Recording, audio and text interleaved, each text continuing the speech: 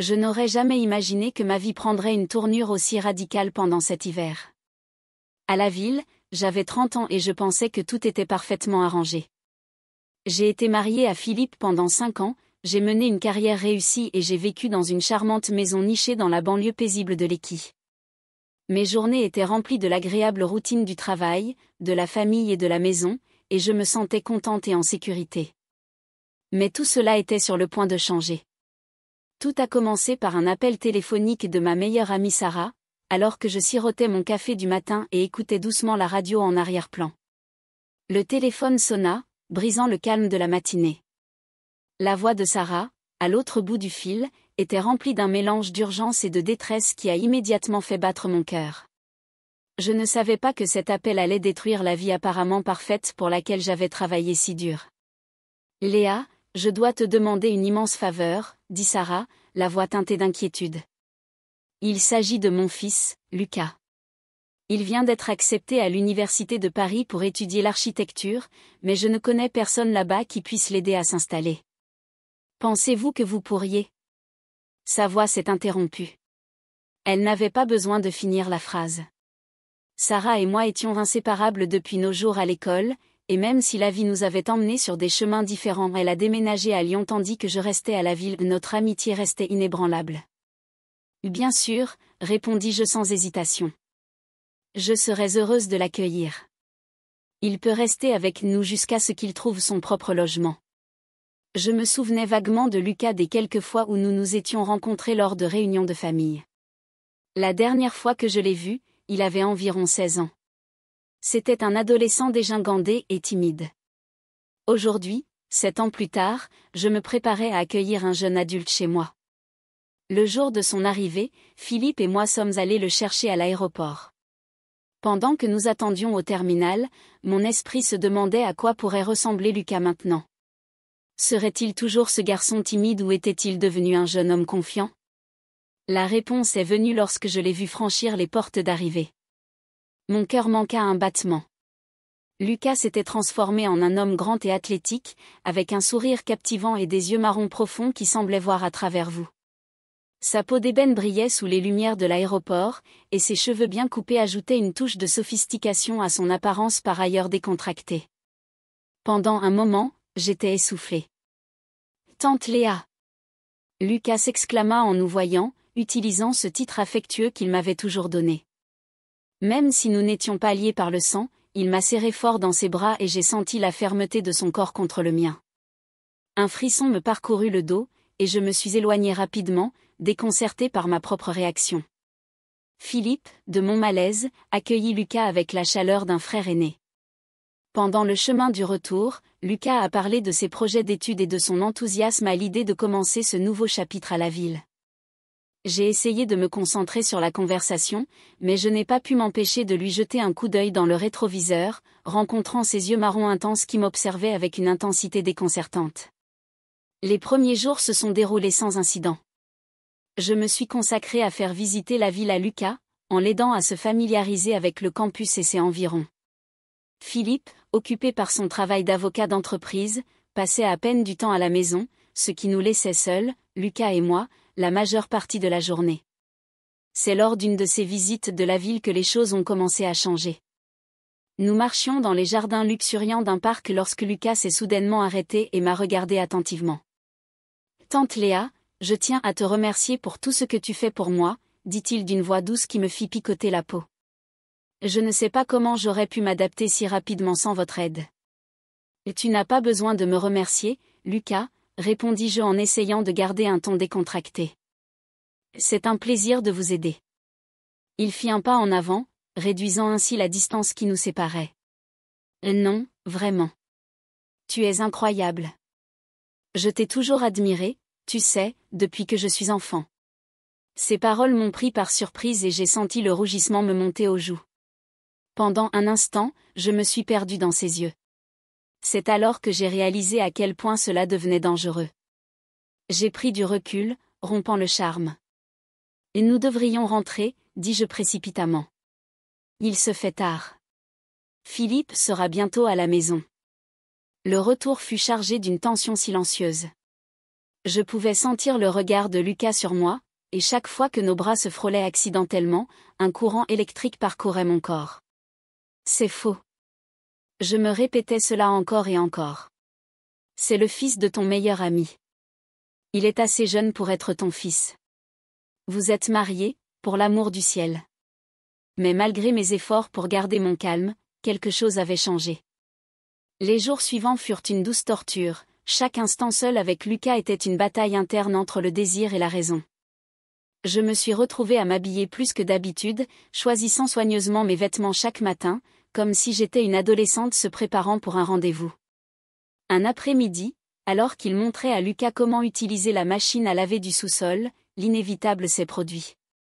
Nous étions seuls dans la maison. Philippe avait quitté la ville pour affaires, tandis que nous nous penchions pour charger les vêtements. Nos mains se frôlèrent. Nous nous sommes tous les deux figés, l'électricité dans l'air était palpable.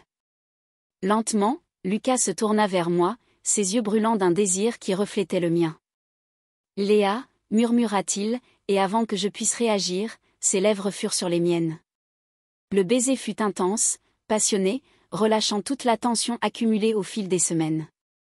Mes mains s'en mêlèrent dans ses cheveux alors qu'il me pressait contre la machine à laver. Pendant un instant, je me suis laissé perdre dans cette sensation, le goût de ses lèvres, la chaleur de son corps jeune et vigoureux contre le mien. Mais ensuite, comme un éclair, la réalité a frappé. Je m'éloignai brusquement en haletant. « Non, Lucas, c'est faux. Nous ne pouvons pas, dis-je, la voix tremblante. « Pourquoi pas » demanda-t-il, les yeux pleins de confusion et de désir. « Je sais que tu le ressens aussi, Léa. Tu ne peux pas le nier. Je suis une femme mariée, Lucas, et tu es le fils de mon meilleur ami. »« Cela ne peut pas arriver, » répondis-je, même si chaque fibre de mon être criait le contraire. Je me suis dépêchée de sortir du sous-sol, laissant Lucas seul et confus. Je m'enfermai dans ma chambre, le cœur battant. Que faisais-je? Comment avais-je laissé les choses aller si loin? Cette nuit-là, alors que j'étais allongée à côté de Philippe, qui était rentré tard de son voyage, je n'ai pas pu dormir. Mon esprit ne cessait de repenser au baiser avec Lucas, à la sensation de ses lèvres, à la chaleur de son corps. Je me sentais coupable, effrayée mais aussi vivante, plus vivante que je ne l'avais ressentie depuis des années. Les jours suivants furent une danse inconfortable de regards furtifs et de conversations tendues. Lucas et moi avons essayé d'agir normalement devant Philippe et Sarah, mais l'atmosphère dans la maison était devenue électrique. Chaque contact accidentel, chaque instant seul, était chargé d'une tension sexuelle à peine contenue. Un après-midi, alors que Philippe était au travail, Lucas m'a trouvée dans la cuisine. Il s'est approché de moi avec détermination. « Léa, on ne peut pas continuer comme ça, » dit-il à voix basse. « Je sais que tu es mariée, je sais que c'est compliqué, mais ce que je ressens pour toi est réel. Je ne peux pas l'ignorer. » Je soupirai, m'appuyant sur le comptoir. « Lucas, je ressens quelque chose aussi, mais ce n'est pas possible. Il y a trop de choses en jeu. Et si nous trouvions un moyen? Et si nous pouvions être ensemble sans que personne ne soit blessé? » Ces paroles étaient tentantes, dangereusement tentantes. Une partie de moi avait envie de céder, de se jeter dans ses bras et d'oublier tout le reste. Mais la partie rationnelle de mon esprit continuait à se battre. « Je ne sais pas comment nous pourrions faire ça, » répondis-je tristement. « Laisse-moi te montrer, » murmura-t-il. Et avant que je puisse protester, ses lèvres furent à nouveau sur les miennes. Cette fois, je n'ai pas eu la force de résister. Je m'abandonnai au baiser, permettant à mes mains d'explorer son corps jeune et ferme. Nous nous sommes embrassés avec une passion débridée, comme si la fin du monde était sur le point d'arriver à tout moment. Lorsque nous nous séparâmes finalement, je savais que j'avais franchi un point de non-retour. Je ne pouvais plus nier ce que je ressentais pour Lucas, ni ce qu'il ressentait pour moi. Mais je ne pouvais pas non plus ignorer les complications que cela entraînerait dans nos vies. « Nous devons être prudents », dis-je finalement. « Si nous devons faire cela, personne ne peut le savoir. » « Personne », promit Lucas, solennellement. C'est ainsi qu'a commencé notre liaison clandestine. Au cours des semaines suivantes, Lucas et moi avons réussi à trouver des moments seuls, volant des baisers et des caresses lorsque Philippe n'était pas à la maison. Chaque rencontre était un mélange de passion débridée et de culpabilité suffocante. Je me sentais à nouveau une adolescente éprouvant le frisson de l'amour interdit, l'adrénaline du manque de prise, les regards complices lors des dîners de famille, les SMS codés. Tout cela a ajouté à ma vie une excitation que je n'avais pas ressentie depuis des années. Mais avec le temps, la culpabilité a commencé à peser de plus en plus lourdement. Chaque fois que Philippe m'embrassait ou me disait qu'il m'aimait, j'avais l'impression d'être poignardée en plein cœur. Je pensais à Sarah, à la façon dont elle réagirait si jamais elle découvrait ce qui se passait entre son fils et moi, m'a rempli d'une peur paralysante. Une nuit, alors que Lucas et moi étions enlacés dans les bras l'un de l'autre, le poids de ce que nous faisions est finalement devenu insupportable. Nous étions dans mon salon, les lumières tamisées pour laisser place à une douce lueur. L'air était chargé de l'odeur de son eau de Cologne mêlée à la tension qui montait entre nous depuis des semaines. Alors qu'il me tenait contre lui, je pouvais sentir son cœur battre contre ma poitrine, fort et régulier mais quelque peu fragile à ce moment-là. Mais au lieu de ressentir l'excitation habituelle, j'ai ressenti une peur naissante. Les murs autour de nous semblaient se refermer et la réalité de notre situation me frappait comme un raz de marée.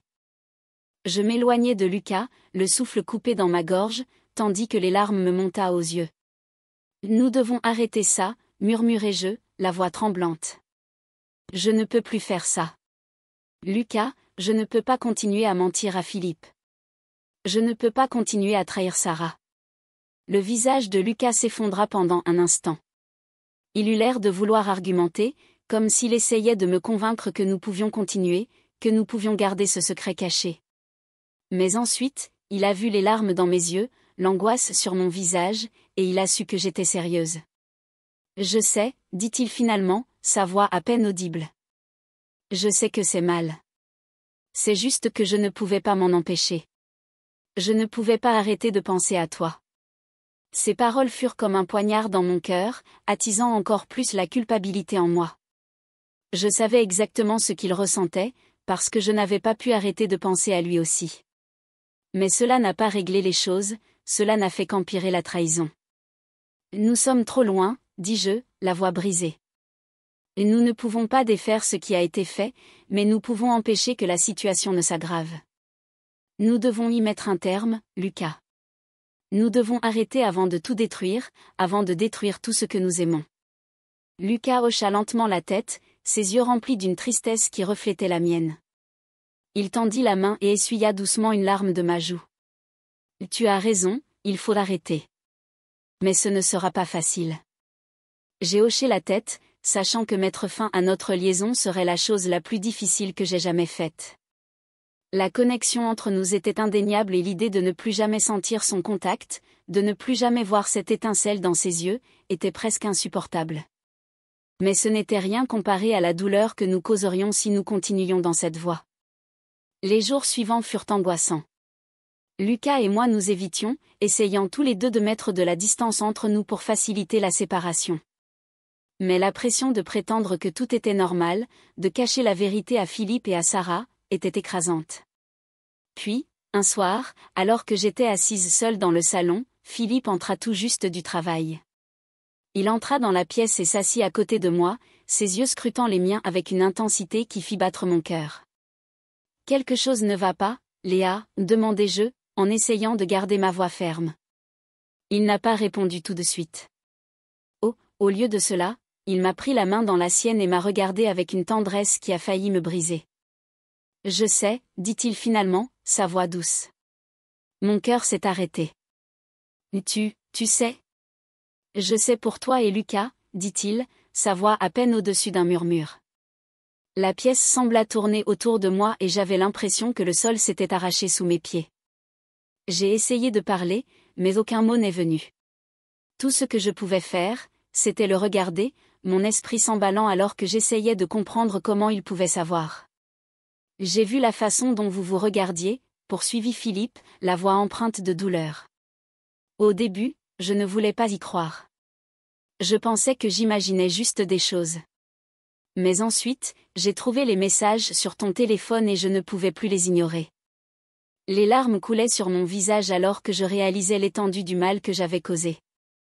J'avais été tellement concentrée sur mes propres désirs, sur le frisson de l'affaire, que j'avais complètement ignoré l'homme que j'avais promis d'aimer et d'honorer. Philippe, je suis vraiment désolée, murmurai-je, ma voix à peine audible à travers les larmes. Je n'ai jamais voulu te faire du mal. Je n'ai jamais voulu que tout ça arrive. Il me serra doucement la main, ses propres yeux remplis de larmes retenues. Je sais, Léa, mais cela ne change rien à ce qui s'est passé. J'ai besoin de comprendre pourquoi. Est-ce que c'est quelque chose que j'ai fait? Est-ce que je ne te suffisais pas? Non, Philippe, dis-je rapidement en secouant la tête. Ce n'est pas ta faute. Tu as toujours été suffisant. Tu l'as toujours été. J'ai fait une terrible erreur. Je me suis retrouvée prise dans quelque chose dont j'aurais dû m'éloigner. J'étais égoïste et j'ai laissé mes émotions prendre le contrôle. Mais il ne s'agit pas de toi, il s'agit de moi et de mes propres défauts. Nous sommes restés assis en silence pendant ce qui nous a semblé une éternité, le poids de tout ce qui avait été dit pesant lourdement dans l'air. Finalement, Philippe poussa un long soupir et relâcha ma main. Je ne sais pas quoi faire, avoua-t-il, la voix brisée. Je t'aime, Léa, mais je ne sais pas si je pourrais surmonter ça. Je ne sais pas si je pourrais un jour te faire à nouveau confiance. Mon cœur se brisa à ces paroles et j'ai réalisé que je l'aurais peut-être perdu pour toujours. Cette pensée était trop lourde à supporter et je me suis effondrée, sanglotant de manière incontrôlable alors que la réalité de ce que j'avais fait s'écroulait autour de moi. Philippe se leva et se dirigea vers la porte, s'arrêtant un instant avant de se retourner pour me regarder. J'ai besoin d'un peu de temps pour réfléchir, dit-il doucement. Je dois découvrir si je peux te pardonner. Mais je veux que tu saches que je t'aime. Je l'ai toujours fait et c'est pourquoi ça fait si mal. Sur ce, il sortit de la pièce, me laissant seule avec mes pensées, ma culpabilité et la peur accablante d'avoir détruit la meilleure chose qui me soit jamais arrivée. Alors que la porte se refermait derrière lui, j'ai réalisé que peu importe ce qui se passerait ensuite, rien ne serait plus jamais pareil. J'avais fait un choix et je devais maintenant vivre avec les conséquences. L'affaire était terminée, mais les cicatrices qu'elle laissait resteraient un constant rappel de la douleur que j'avais causée et de la confiance que j'avais brisée. Et alors que j'étais assise là, dans la pièce faiblement éclairée, je savais que la partie la plus difficile était encore à venir, le long et douloureux voyage consistant à essayer de reconstruire ce qui avait été brisé, si cela était même possible.